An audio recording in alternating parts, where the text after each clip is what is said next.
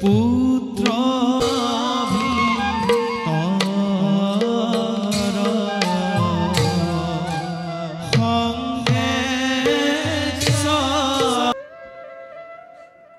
পিতামাতাৰ যুগল শৰণত অধম পুত্ৰৰে হত প্ৰণিপাত। বাসা হিন্দু পিতা এই দৃষ্টিহীন পিতামাতাৰ আসলৰ ধন কোৱা পিতা। কচোন বাসা, শুনো তোৰ মুখেৰে আমিনো কিমান দূৰ পাত পালোহি। পিতা, আমি এতিয়া অযোধ্যাৰ দক্ষিণ প্ৰান্তৰ সীমামূৰীয়া পিতা, অযোধ্যাৰ দক্ষিণ প্ৰান্তৰ সীমামূৰীয়া এই অৰণ্যৰ মাজত।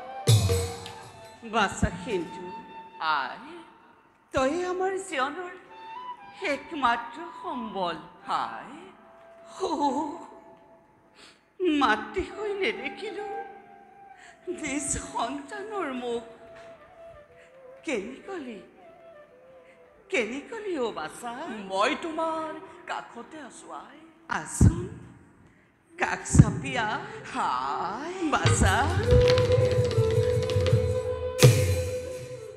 স্পৰ্শ কৰি তোৰ সুকোমল দেহ আনন্দ লভুৱে দক্ষিণে মাত দিয়ে। বাছা মোৰ শুন, আই তই বাৰু আমাৰ বাবে আৰু কিমান কষ্ট কৰিবি অ' বাছা, কিমান কষ্ট কৰিবি। আই সঁচা কথা বাসা, সঁচা কথা। আমি তোৰ ওচৰত অপৰাধী।